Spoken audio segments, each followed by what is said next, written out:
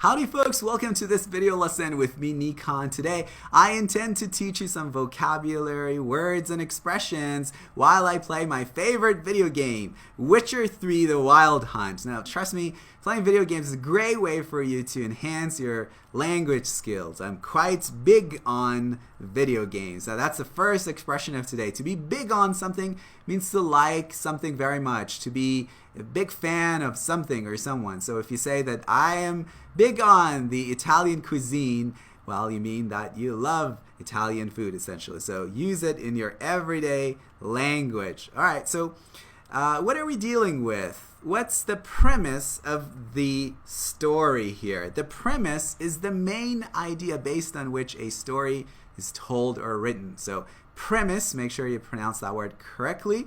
The stress is on the first part, premise, and that's a noun. The premise. Awesome. So, well, here's the main idea or the premise for this particular video game. This fellow right here, his name is Geralt. His name is Geralt, and he is a monster slayer. Monster slayer. That's right. To slay means to kill someone or something violently. So this term is usually used in literature, and sometimes you come across this word in newspapers when someone is murdered, okay? So here's an interesting idea. Geralt enters into, contracts, okay, in which he receives orders to go and slay some of those beasts, right? So the expression that we were learning is to enter into a contract or enter into contracts. Now, a word of caution. The word enter oftentimes must not be used with a preposition. For instance, you could say that my cat just entered the room, or my mom just entered the room, all right? So entered the room, no prepositions there. But when you're talking about something a little bit more serious, then you must use the preposition into. So he enters into contracts. He receives orders to go and slay monsters, right? Isn't that just interesting? All right, so what's happening here? Well, Geralt today, well, it doesn't have much to do, so he is walking in a relaxed way. And to walk in a relaxed way is to take a stroll, okay, or a leisurely stroll. And now, stroll, right, which is like I said, a relaxed manner of walking, is also similar to the word amble. So he's ambling along this path, right, is not, like I said, in a massive rush.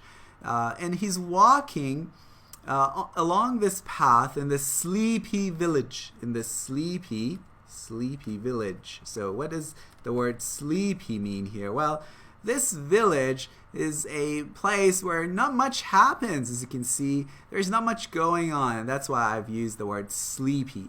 Yet it is a tranquil spot. It's like a peaceful spot. So that's a great adjective for you to learn to describe this sort of setting. Awesome. So what can we see here? Well, we can see some cottages or some shacks here. And if you pay attention to the roof of these cottages, then, well, you notice that the material is straw or reed. So these are thatched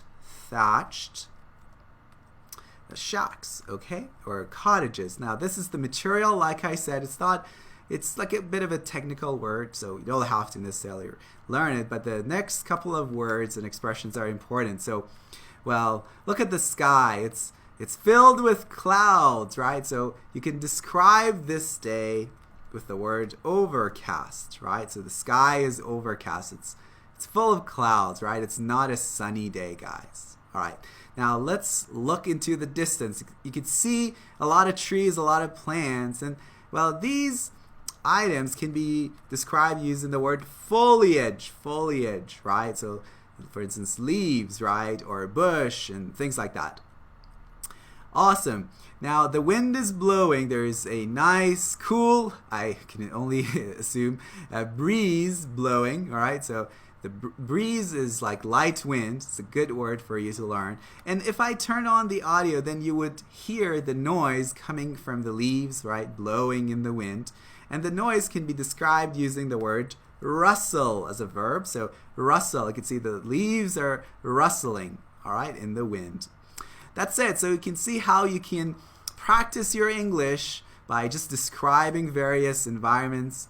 And Witcher 3 offers a great story as well as all of these beautiful settings for you to employ all of your language tools in order to basically get some practice with more advanced expressions. Awesome. Thanks for watching, guys. Go over these lexical terms or vocabulary items and see if you can incorporate them into your everyday English use. See you in the next video.